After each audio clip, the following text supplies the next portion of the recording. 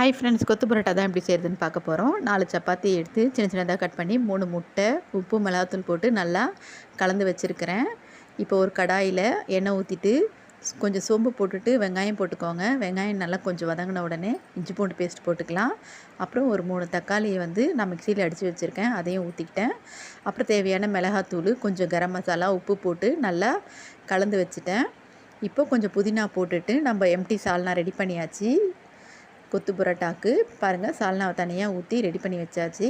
இப்போ ஒரு பேன் வச்சுக்கோங்க, அதில் எண்ணெய் ஊற்றிக்கலாம். எண்ணெய் ஊற்றிட்டு நம்ம ரெடி பண்ணி வச்ச அந்த சப்பாத்தி முட்டையில் போட்டு கலந்தோம் இல்லைங்களா, அதை போட்டு நல்லா ஃபஸ்ட்டு தனியாக ஃப்ரை பண்ணி எடுத்துருங்க.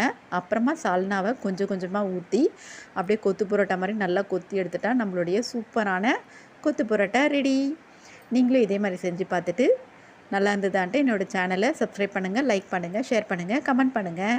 ஓகே, தேங்க்யூ, பாய்.